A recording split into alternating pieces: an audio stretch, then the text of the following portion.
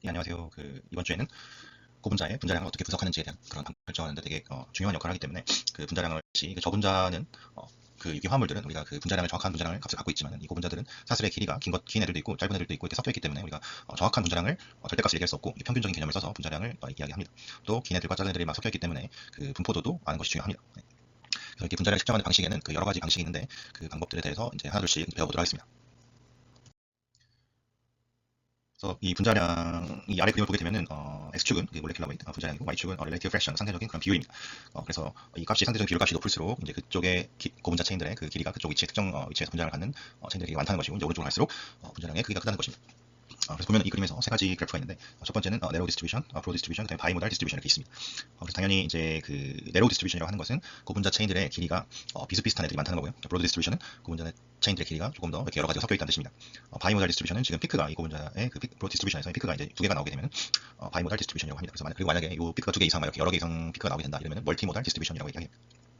그래서 이 세 가지 그래프의 경우에서 모두 그 평균 값은 같을 수 있습니다. 하지만 이 분포도는 다른 거죠. 네, 그래서 우리가 이 분자량의 그런 값은 같을 수 있지만 이 분포도가 다를 수 있고 분포도가 다르게 되면 그만큼 뭐 물성이라든지 어떤 가공을 할 때 그런 특성들이 달라질 수가 있기 때문에 이 분포도를 아는 것이 중요합니다. 예를 들어서 우리 그 성적을 내릴 때도 평균 값은 같아도 성적의 분포가 다르게 되면 그런 A등급과 B등급, C등급의 그런 커트라인이 달라질 수가 있겠죠. 예, 그런 것처럼 이 고분자의 분포도에 따라서 분자량이 같더라도 분포도가 다르게 되면 물성 및 그다음에 가공할 때 그런 차이가 많이 나올 수 있습니다.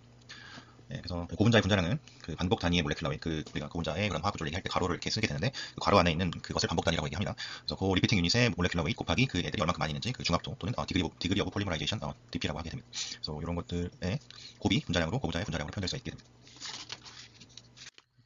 그래서 이게 방금 전에 이제 얘기했듯이 그 분자량 분포도를 나타내는 그런 개념 용어로서 다분산 단분산 이렇게 나타낼 수 있는데 다분산이라는 것은 분자량 분포가 넓은 애들이라는 것이고 단분산이라는 것은 이제 고분자에서 거의 이런 현실적으로 불가능한 상태이긴 한데 이제 저분자의 물질처럼 특정 몰레큘러 웨이트를 딱 하나만 갖고 있을 때 단분산이라고 하게 됩니다. 그 다음에 분포 곡선의 봉우리의 수가 피크의 숫자에 따라서 하나만 있을 때는 모노모달 디스트리뷰션, 두 개 있을 때는 바이모달 또는 폴리모달 또는 멀티모달 디스트리뷰션이라고 이야기하게 됩니다. 그 바이모달이 나타나게 되면 사실 이렇게 좋은 현상은 아니고 일반적으로 원하지 않는 상황입니다. 그래서 얘네들은 합성을 할 때 고분자를 만드는 그런 케미스트리 가능을 할 때 두 가지 다른 방법 또는 두 가지 다른 환경으로부터 중합되어서 이런 특성이 나타날 수가 있게 됩니다.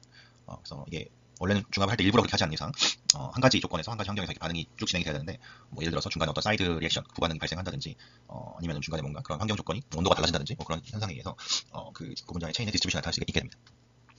분자량에 따라서 고분자의 특징이 달라질 수 있는데 예를 들어서 폴리스타이렌의 경우에 분자량이 작게 되면 우리 그 끈적끈적한 그런 액체 물성을 띠게 됩니다. 그래서 뭐 예를 들어서 1000에서 뭐 1000 이하 이 정도 애들은 끈적끈적 액체 형태를 띠게 되고 분자량 2만 정도 되게 되면 브리트한 성질을 갖게 됩니다. 깨지기가 쉬운 특성을 갖게 되고 뭐 25만 정도가 되게 되면 이제 단단한 성질을 갖게 됩니다.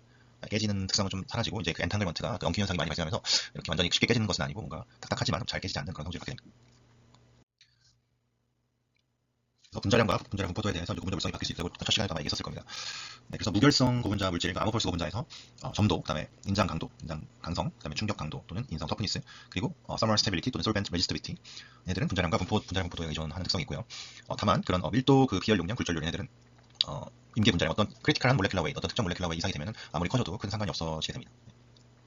임계 분자량이라고 이상에서의 용융 점도는 그 특정 몰레큘러 웨이트 이상에서의 점도는 그 몰레큘러 웨이트의 3.4승에 비례하게 되는데 특히 이제 얘네들은 분자량이 증가할수록 좀 더 처음에는 완만하게 증가하다가 나중 갈수록은 좀 더 급격하게 증가하는 그런 특성이 있습니다. 특징이 있습니다. 그리고 이제 분자량이 크게 되면은 이렇게 어떤 기계적인 강도가 올라간다고 하다가 이제 세츄레이션 되게 되는데 분자량이 크면 이제 그런 기계적인 물성이 또 열적인 저항성, 그런 열 안전성, 그다음에 용미 안정성이 증가하긴 하지만 그만큼 점도가 많이 커지기 때문에 우리가 어떤 장치를 써서 가공을 한다. 가공을 할 때 더 많은 그 열을 가해줘야 되게 됩니다. 그래서 더 높은 온도에서 가공을 해야 될 필요가 있는데 그렇게 되면 그만큼 더 에너지, 그 비용이 많이 들게 되겠죠. 이 슬라이드에서는 분자량의 중요도에 대해서 얘기하고 있습니다. 그래서 with exception of few naturally occurring polymer, 그러니까 프로틴과 DNA 같이 몇 가지 그런 자연적으로 내추럴한 그런 고분자 외에는 모든 고분자들은 consist of molecular distribution of chain length, 그러니까 chain length의 디스트리뷰션을 갖고 있다는 뜻입니다. So compared to molecular weight such as water that have defined structure and molecular weight 18, the polymer chains making up a sample consist of molecular with a range of molecular weight. 다시 한번 분자량의 분포도가 있다는 뜻입니다. For example, polyethylene glycol or PG is often used at a range of molecular weight around 400. 그래서 PG, 폴리에틸렌 글라이콜이라고 하는 그런 물에 녹는 이런 고분자가 있는데 얘들의 경우에 이제 분자량이 400인 경우 비스코스한 리퀴드, 이러한 그런 우리가 봐도 리퀴드한 성질을 갖는 올리고머의 그런 특성을 갖게 됩니다. 근데 만약 600 정도가 되면 얘들이 이제 그 결정을 잃을 수가 있는데 왁시한 상태, 약간 양초와 같은 그런 뭔가 아주 완전 단단한 고체는 아니지만 약간 부드러운 그런 고체 상태가 되게 됩니다. 그다음에 3000, 분자량이 3000 이상 되게 되면 되게 딱 결정이 더 훨씬 더 많이 생겨가지고 그 파우더 형태, 고체 파우더 형태가 될 수가 있게 됩니다. because the molecular weight strongly related to the mechanical and chemical property of polymer if it is necessary to characterize the entire distribution quantitatively or at least to define and measure average chain length or molecular weight of this material. 그래서 분자량은 그 기계적인 물성, 그다음에 그 분자의 그 화학적인 물성과 매우 밀접한 관계가 있고, 따라서 이 분자량의 그 에버리지한 평균적인 체인 길이와 평균적인 분자량을 정확히 아는 것과 동시에 또는 그 정량적으로 그 분자의 분자량의 디스트리뷰션을 결정하는 것이 분석하는 것이 상당히 중요합니다. 몰레큘러 웨이트 오브 폴리머. 그래서 first 아까 얘기했듯이 그 구분자 전체의 분자량은 이 x가 여기서 dp가 되겠습니다.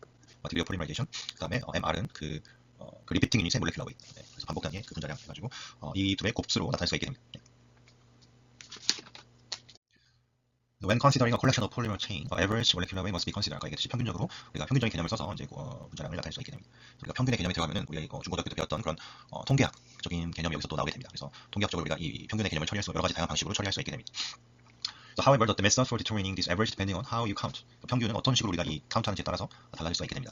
그래서 만약에 우리가 이 normal average, 만약에 우리가 그 수업 시간에 그 점수를 시험 점수를 평균되는 방식으로 이렇게 계산하는 방식이 있습니다. 그 얘기는 you sum up each of the individual chain molecular weight or score and divide by the number of chain or assignment. 그래서 우리가 그 고분자의 길이를 모두 다 각각 개별적인 고분자의 길이를 다 더한 다음에 이 고분자 전체의 그 개수로 숫자로 나누게 되면 평균값이 되게 됩니다. 이 말은 전체의 그 평균 분자량은 전체 무게의 고분자의 무게를 전체 고분자의 그 길이로 숫자로 이렇게 나누게 되면 평균 분자량을 얻을 수 있습니다. 전체 그 시험 점수의 합을 전체 학생의 숫자로 나누게 되면 우리가 그렇게 해서 평균을 구하듯이 고분자의 분자량도 비슷한 방식으로 구할 수가 있게 됩니다.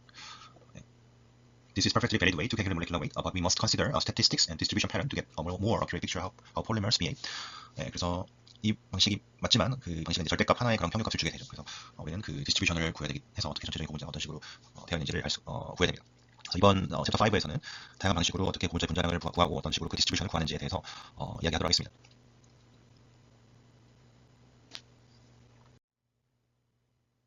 그래서 첫 번째 그 분자량의 그 평균적인 개념을 구하는 그 개념으로서 여기 우리가 수평균 분자량이라는 것이 있습니다. 그래서 영어로 하면 number average molecular weight 또는 약자로 MN이라고 합니다. 그 넘버의 그 n을 따서 MN이라고 합니다.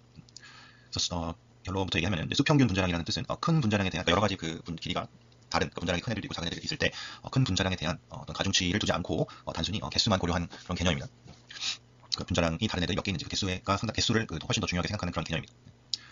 뒤에서 나오겠지만 중량 평균 분자량이라고 하는 그 weight average molecular weight이라는 것은 이 분자량이 큰 애들에 대한 가중치를 둔 그런 개념입니다. 그래서 둘 다 중요한 개념들이고요. 뒤에 나오겠습니다. 그래서 일단 MN number average molecular weight부터 이렇게 얘기를 하게 되면은 아까 얘기했듯이 그 무게를 개수로 나누게 되는데 여기서 개수를 우리가 몰에 대한 개념으로 표시하게 됩니다. total number of mole in the sample. 샘플의 그 몰 넘버의 그 총합을 이제 n이라고 하고 라지 n. 그다음에 w는 그 전체 샘플의 무게, 이 질량을 얘기하게 되는데 질량은 결과적으로 몰수 곱하기 분자량이 되겠습니다. 그래서 몰수는 단위를 보게 되면은 몰이고 분자량이 단위는 그램 퍼 몰이기 때문에 얘들이 이제 전체적으로 그램으로 바뀌게 됩니다.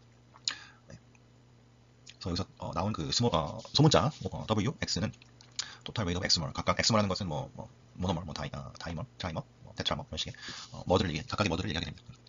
그래서 반복 단위가 2개 있는 애들, 3개 있는 애들 이렇게 쭉쭉 이렇게 증가하게 됩니다.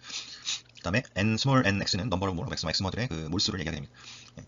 그리고 그래서 그 공식을 보게 되면은 이 w는 시그마, 그러니까 x 모노모부터 무한대까지 있을 때 그 전체 합을 얘기하는 거고, 이 각각 첫 번째 리피팅 유닛의 몰수 곱하기 첫 번째 리피팅 유닛의 몰레큘러 웨이트, 두 번째 리피팅 유닛의 몰수 곱하기 두 번째 리피팅 유닛의 몰레큘러, 그런 식으로 얘네들의 그 각각의 체인에 대한 전체 체인을 구하고 얘네들의 전체 합을 구한 것입니다.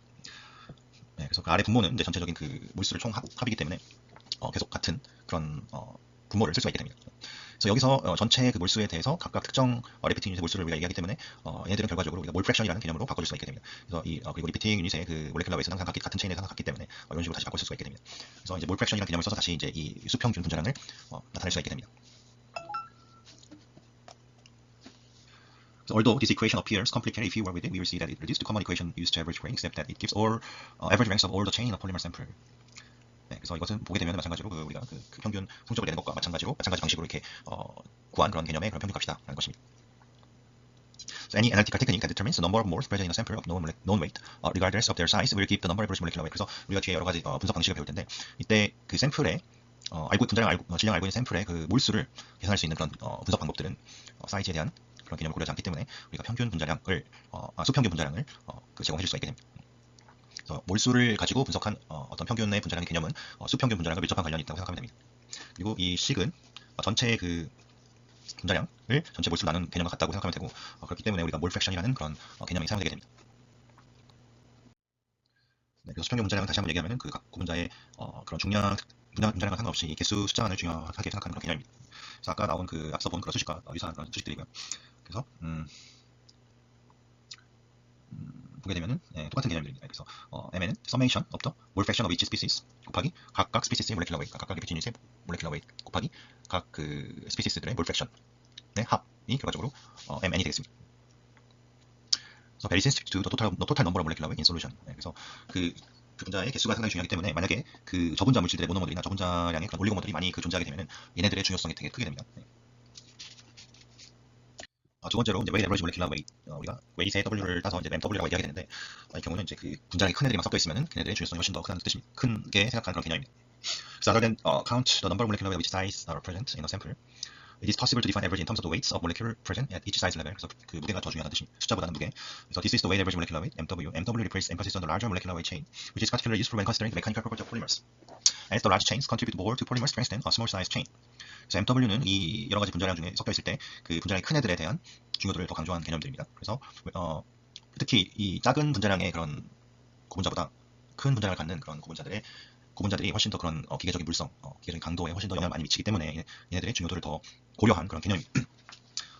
예를 들어서 우리 어떤 접시에 그 여러 가지 과일들이 담겨 있는데 사과 3개, 오렌지 5개, 그다음에 포도가 여러 개 있다고 가정을 했을 때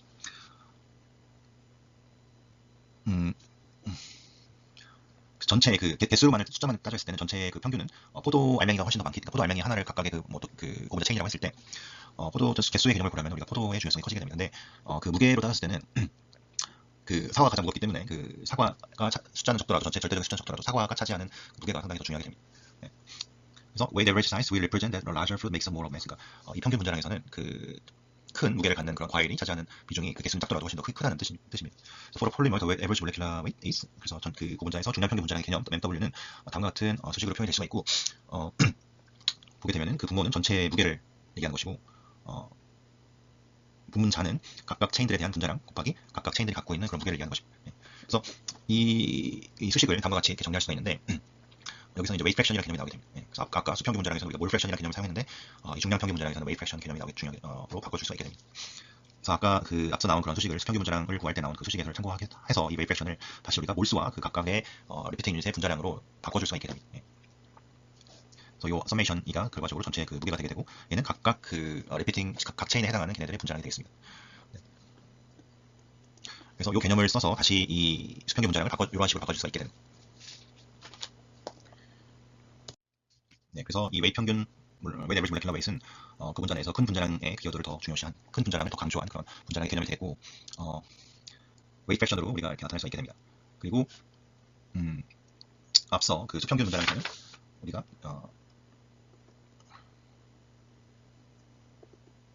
수평균 분자량은 이런 식으로 우리가 표현을 했었죠. 근데 중량 평균 분자량에서는 지금 분자와 분모의 그 MSII 그 각 체인의 그 분자량을 한 번씩 더 곱해줘서 결과적으로 이런 식으로 표현이 되게 됩니다. 그래서 이 중량 평균 분자량에서는 각 스피시스의 weight fraction 곱하기 각 스피시스의 molecular weight의 전체적인 합이 중량 평균 분자량이 되겠습니다. 그래서 greater mass, the greater contribution to the measurement. 그래서 분자량이 커면 커질수록 측정에 더 기여하는 바가 크게 됩니다. 그래서 이 솔루션에서 그 몰레큘들의 그 매스의 질량에 민감하게 되고 그 분자량이 큰 체인들이 훨씬 더 많은 기여를 하게 됩니다. 예를 들어서 우리 그 다음과 같은 예를 보게 되면 이제 코끼리 한 마리가 있고 그다음에 이제 모기 4마리가 있습니다. 당연히 코끼리 한 마리의 무게는 엄청나게 클 것이고 모기 4마리의 각각의 무게는 엄청 작겠죠. 각각의 무게는 뭐 1파운드라고 코끼리 한 마리의 무게는 10,000파운드라고 이제 가정했을 때 그 평균 분자량으로 이제 계산하게 되면 결론적으로 2,000이 나오게 되고 중량 평균 분자량으로 얘기하면 10,000이 나오게 됩니다. 그러니까 중량 평균 분자량을 했을 때는 그 코끼리 한 마리 무게랑 거의 이제 유사한 그런 무게가 나오게 됩니다. 상당히 둘 다 평균 분자량인데 어떤 개념을 쓰냐에 따라서 값이 상당히 많이 차이가 나게 되죠. 그래서 우리가 이제 얘네들을 고분자라고 생각했을 때 만의 분자를 갖는 고분자와 1의 분자를 갖는 고분자가 이렇게 네 가지가 섞여 있다고 하면은 이제 결과적으로 그 물성은 전체적인 물성은 그 만에 해당하는 고분자가 도미네이트하게 됩니다. 그러니까 그 기계적인 물성이라든지 뭐 과학적인 물성이라든지 이런 애들은 이 만이 갖고 있는 고분자의 지배를 받게 됩니다. 그런데 만약에 숫자로 이제 얘기하게 되면 우리가 그 네 개의 그 모기에 해당하는 그런 고분자들의 분자량도 카운트를 해야 되기 때문에 mn으로 하면 평균값이 엄청 작아지게 됩니다. 그래서 실제로는 우리가 만에 해당하는 그런 고분자의 분자량에 따라의 그 여러 가지 최종 물성들이 거의 이제 그 결정되기 때문에 우리가 mn으로 하면은 실제적인 그런 프랙티컬한 그런 것들을 우리가 반영하지 못하게 됩니다. 따라서 MW의 그런 개념, 중량 평균 분자량의 개념이 이제 중요하게 됩니다. 그래서 아까 이 MN과 MW를 다음과 같은 수식으로 이렇게 우리가 표현할 수 있다고 했는데 이제 몰수와 분자량의 개념으로 표현할 수 있게 됩니다. 그래서 이 첫 번째 수평균 분자량은 우리가 first moment, 그리고 중량평균 분자량은 우리가 second moment라고 이렇게 얘기하게 됩니다. 그다음에 이제 나중에 여기서 얘기는 안 하겠는데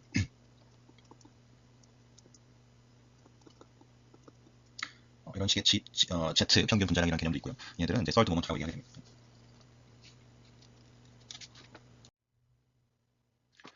네, 그래서 이번 슬라이드는 분자량을 체인 랭스로 이렇게 표현할 수 있습니다. 그래서 앞서 얘기했듯이 전체 분자량은 그 리피팅 유닛의 분자량 곱하기 그 체인의 길이, 반복 단위 개수, 그러니까 디그리 오브 폴리머라이제이션 이렇게 얘기할 수 있기 때문에 MN과 MW도 마찬가지로 그런 개념을 써서 각각 리피팅 유닛에 해당하는 몰레큘러 웨이트 곱하기 넘버 에버리지 디그리 오브 폴리머라이제이션 or 체인 랭스, 그러니까 수평균 DP 또는 중량평균 DP 이런 개념을 써서 그 표현할 수 있게 됩니다. 네, 그래서 이 앞서 얘기한 것과 비슷한 개념이고요. 이제 이걸 단순히 그 체인 랭스, 수평균 분자량이 아니라 수평균 길이 또는 중량평균 길이 이런 식으로 이렇게 표현할 수가 있다는 뜻입니다. 그래서 이 수평균에서는 이제 몰분율, 중량평균에서는 그 무게분율, 웨이트 프랙션이라는 개념이랑 연관이 돼 있다는 것을 이해하면 될 것이고, 그 다음에 중량평균은 항상 그 수평균보다 값이 같거나 크게 됩니다. 네. 만약에 이 중량평균과 수평균의 그런 값이 같게 될 경우에는 모노디스퍼스한 경우, 그러니까 우리가 모든 체인들의 길이가 같은 경우, 모든 분자량이 같은 경우에만, 고분자 분자량이 같은 경우에만 이런 수평균 분자량과 중량평균 분자량의 값이 같게 됩니다. 그래서 우리가 또 한 가지 여기서 세 번째 그 개념을 정의할 수가 있는데, 이 레이시오, 그 중량 평균 분자량을 수평균으로 나눈 이런 개념은 폴리 디스퍼시티 인덱스라고 하게 됩니다. 또는 줄여서 PDI 또는 PI라고 얘기하는데 주로 PDI라는 얘기를 더 많이 하게 됩니다. 폴리 디스퍼시티 인덱스. 그래서 이 PDI가 1이라는 것은 MW와 MN이 같기 때문에 우리가 모노 디스퍼스한 경우에만 해당이 되는 거고, 그 모든 체인의 길이가 같은 경우를 얘기합니다. 그래서 이 PDI 값이 커지면 커질수록 MW와 MN 값이 차이가 크기 때문에 디스트리뷰션이 더 브로드하게 생긴다는 뜻이겠습니다. 그러니까 전체적으로 분자들의 체인들의 길이가 긴 애들과 작은 애들이 막 뒤섞여 있다, 훨씬 많이 뒤섞여 있다는 뜻이 되겠습니다. 그래서 이제 그 분자를 합성하는 사람들은 이제 이런 체인들의 길이가 많이 섞여 있게 하는 것이 일반적으로 더 쉽고, 체인들의 길이가 거의 비슷하게 하는 것이 더 어렵게 됩니다. 그래서 거분자를 합성하는 사람들은 체인들을 어떻게 하면 이 거분자 체인들을 길이를 이렇게 상당히 비슷하게 할 수 있을지, PDI 값을 얼마나 1에 가깝게 할 수 있을지 그런 방법들을 많이 연구해왔습니다. 그래서 자세한 내용들은 이제 거분자 합성 3학년 시간에 좀 더 배울 것입니다. 그래서 예전에는 이제 PDI라는 그런 폴리 디스퍼시티 인덱스라는 걸 썼는데 우리가 최근에는 이제 디스퍼시티라고 그냥 이렇게 얘기해요. 그래서 논문이나 다른 문헌을 보게 되면 PDI라고 쓰는 경우도 있고 또는 디스퍼시티라고만 그렇게 얘기하는 경우도 있습니다. 최근에 나온 논문들은 다 이제 디스퍼시티라고 통일시켜서 사용하고 있습니다. 네, 그래서 이 슬라이드에서는 뭔가 지금까지 배운 내용들에 대한 서머리를 보여주고 있는데 XI는 여기 우리 몰 프랙션을 얘기하는 것이고 WI는 무게 분율. 그래서 다음과 같이 표현할 수가 있고요. 그 다음에 그 수평균 분자량, 중량평균 분자량은 각각 그 몰 분율과 웨이트 프랙션의 개념을 써서 표현할 수가 있고, Z 평균 분자량은 이제 우리가 아까 third moment라고 잠깐 언급을 했었습니다. 그 다음에 이제 점도 평균 분자량은 이제 뒤에서 배울 예정입니다. 그래서 MN은 그 연력학적인 특성을 대변하고 총괄적인 성질에 영향을 주게 됩니다. 그래서 얘들은 숫자에 민감하기 때문에 농도와 관련성이 있고요. 그 다음에 어는 점 내림, 끓는 점 오름, 증기압 강화, 삼투압 이런 그 숫자가 중요한 그런 특성과 많이 관련이 있습니다. 그다음 MW는 앞서 그 코끼리에 의해서 이렇게 들어갔듯이 벌크 프로퍼티, 기계적인 물성 또는 점도 이런 또는 화학적인 특성 이런 것에 영향을 줄 수 있게 됩니다. 그다음에 MZ는 참고적으로 그런 용융 탄성과 많이 관련이 있고요. 무게 가중치가 MW보다 무게 가중치에 더 많은 강조를 한 그런 분자량이 되겠습니다. 그다음에 점도 평균 분자량과 MN과 MW를 비교하게 되면 MW가 가장 크고 그다음에 MN이 가장 작고 MV는 그 중간에 위치하게 됩니다. 이것에 대해서는 뒤에서 좀 더 자세히 배우도록 하겠습니다. 그리고 일반적으로 MW가 MN보다 이제 크게 되고 MZ가 MW랑 MN보다 크게 됩니다. 그래서 MW와 MZ의 그 비율을 우리가 다분산성 지수 폴리 디스퍼시티 인덱스라고 얘기하게 되고, 체인들의 분포 정도를 의미하게 됩니다. 그래서 얘네들이 값이 1이 되게 되면 단분산 체인들의 길이가 모두 같다는 것입니다. 다분산 1 이상이 되면 이제 큰 애들과 작은 애들이 막 섞여 있는 그런 경우를 표현하게 됩니다. 그래서 일반적인 분자량 측정 방법은 분자량들의 상호작용을 최소한으로 줄이기 위해서 물분용의 끝에 상당히 다일루트한 그런 솔루션을 사용하게 됩니다.